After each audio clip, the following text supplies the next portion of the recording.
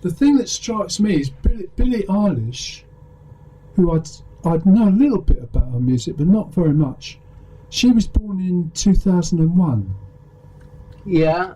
So she wouldn't have known the 90s music directly, would she? No, that's true. Can you think how she would connect with the 90s? She'd hear it on the CD and think, this sounds good. That's a possible... And then get it. Oh, right. So I suppose that's... Yeah, if she started buying CDs when she was about 8, that would have worked.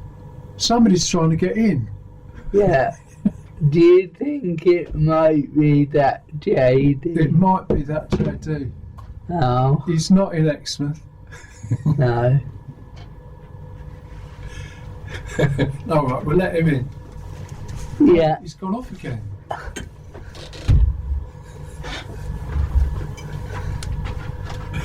JT, it's good to see you. Hello. You'll have to catch up very quickly because we've started our conversation. Go on then. Far away. We've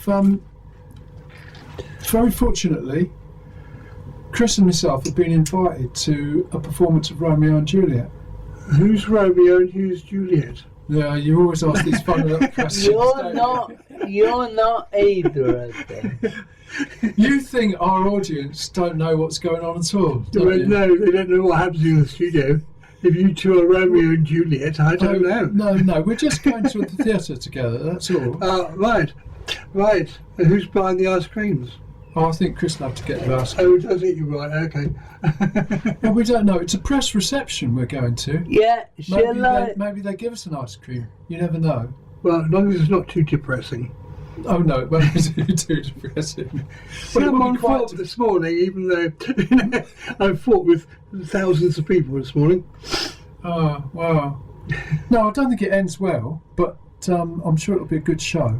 That's every sort of play like that doesn't involve. No, they don't. But thing is, Jody, that there's a soundtrack. There's a sound design for this. Because you're a little bit late, you missed it. I have to get on with my project because Chris takes over at 10:30. When we came up with the format for this show, for new listeners, the buses weren't very reliable. So Chris thought there should be a half-hour sort of window of flexibility. Oh, opportunity. Yes. But now he very often arrives as the show begins. This is how well organised we are. But we've got to do a bit more study on the 90s because the soundtrack of this production of Romeo and Juliet, I think it sort of assumes the theatre audience think of youth as being about 20 years previously or something like that. I'm only 6. Well, yes. That's clear. This is how I behave. I'm 6 years old. Well, I've been thinking about this. You see, Steven Spielberg just did a straightforward revival of West Side Story. Oh, right. That's dramatic. It is dramatic. So we've got at least one listener. Yeah. That's good. Who's texted in to say hello. Yeah. So Steven Spielberg, like myself, still thinks of West Side Story as being young and current. Mm-hmm. But we might be wrong. Do you think? We have to always consider ourselves being wrong until we're right. Okay.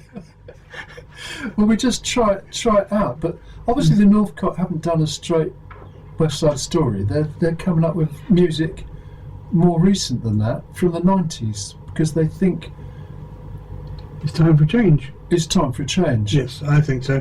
But they also think their audience will think about the 90s and think of it as recent. Right. Whereas you and I might think about the 70s and 80s, which we'd still argue about even then. Yes. But the other thing that we were just at the point, JD, of noticing that according to their press releases and comments, because we found a YouTube clip. They think Billie Eilish is from the 90s as well, but our information is she was born in 2001. Ooh, there you go. So we don't think she is from the 90s. It's right, okay. But Chris has pointed out she could have been buying CDs when she was about 4 or 8. I don't think they let a 4-year-old have a credit card, Will. You don't think so? Maybe in London to use TFL. Yes, that's true. I've heard about this. That mayor, he's going to make sure all the kids have got a credit card, just to simplify life for Transport for London. Yeah, I'm sure it might not simplify life for all the parents. Not if they go out buying compact discs. No. Because they're now very rare and expensive, aren't they? Oh dear. Yeah. Anyway, perhaps you listen to the radio. Yeah. Which you're allowed to do. Is that the wind-up one? Well, it would have been, wouldn't it, in 2000 or 2005? No, I think they had electric then.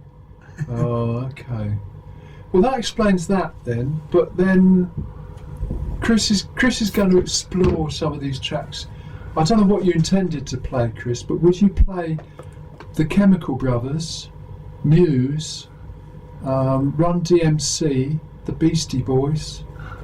Were any of these intended for today? No. Okay. Well, he's quite honest about that. Right, okay, we believe him. Well, look, we've still got time. We're not going till the 4th of July. Yeah. And the show's still running a week or so after that. And we could find out more. There's one Muse track, which I'll try and find in a bit. Okay. Which we know what it is, but they might give us some clues. They might let us know which the tracks are that they're using.